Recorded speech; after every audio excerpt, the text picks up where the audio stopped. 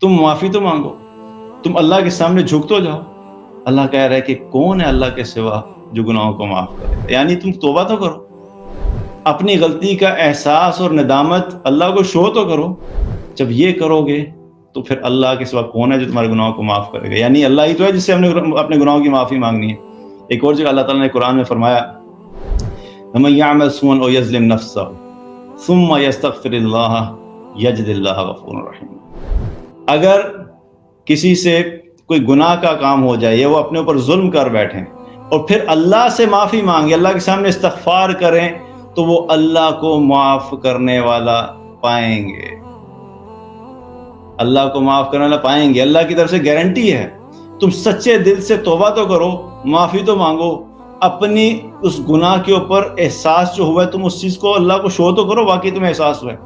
اللہ کی طرف سے کیا کمنٹ میں اللہ تعالیٰ کہتا ہے کہ اللہ جو ہے وہ ان کے گناہوں کو معاف کرے گا۔ اور اسی طرح ایک اور جگہ پہ اللہ سبحانہ وتعالیٰ نے کیا فرمایا قُلْ يَا عِبَادِيَ الَّذِينَ أَسْرَفُوا عَلَىٰ أَنفُسِهِمْ لَا تَقْنَطُوا مِن رَحْمَتِ اللَّهِ۔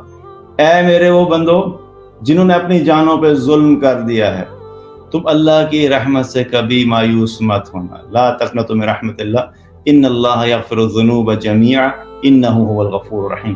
بے شک اللہ تمہارے سارے کے سارے گناہوں کو معاف کر دے گا، اور اللہ بڑا معاف کرنے والا اور رحم کرنے والا ہے۔ تو اللہ تو معاف کرنے کے لیے تیار ہے۔ اصل مسئلہ ہمارا ہے کہ پہلا مسئلہ ہمارا کیا ہے کہ ہمیں یہی نہیں پتا ہوتا کہ ہم گناہ کر رہے ہیں کہ نہیں کر رہے ہیں۔ کتنے ہی لوگ ایسے ہیں جو آج فاحشہ میں پڑے ہوئے ہیں، بے حیائی میں پڑے ہوئے ہیں۔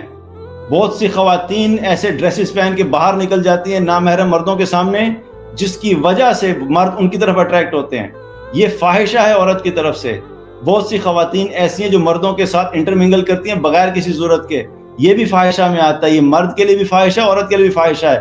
کتنے مرد ایسے ہیں جو کہ عورتوں کو دیکھتے ہیں، ان کے ساتھ جو ہے وہ غلط قسم کے تعلقات رکھنے کی کوشش کرتے ہیں۔ یہ سب فاحشہ میں آتا ہے اور ہم اس کو غلط مانتے نہیں ہیں۔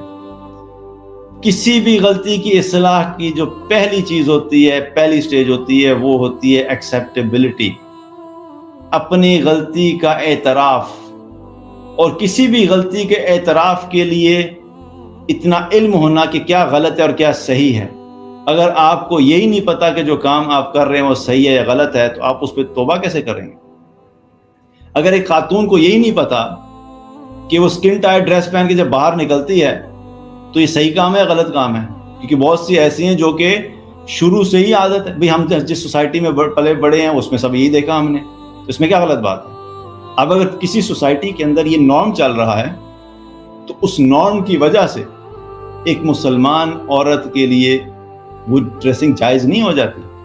یہ کوئی جسٹیفیکیشن نہیں ہے کہ کہیں جی کیونکہ ہم جس معاشرے میں رہتے تھے وہاں پر تو یہ چیز سب نارمل تھی اس لیے ہم نے بھی پہنا، تو کسی کو تو برا نہیں لگتا، آپ کو کیوں برا لگ رہا ہے؟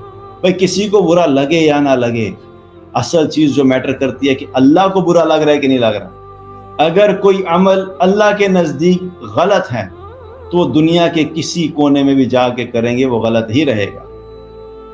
ایسا نہیں ہے کہ کسی مسلم کنٹری میں رہیں گے تو ہم جو ہے وہ ابایا پہن کے پھریں گی، اور جو ہی ہم ویسٹ میں جائیں گے تو ہم نے ابایا اتار دینا تو جینس ٹی شرٹ میں آ جانا، کیونکہ یہ بھی بڑا کانسیپٹ ہے۔ بہت سے لوگ یہ سمجھتے ہیں کہ ابایا صرف ہم نے اس وہاں پہننا ہے جہاں پہ کوئی دیندار بندے نظر آ جائیں گے، جہاں پہ تھوڑے ماڈریٹ اور لبرل قسم کے بندے آئیں گے وہاں پہ ابایا اتر جائے گا اور سب کچھ اسی طریقے سے۔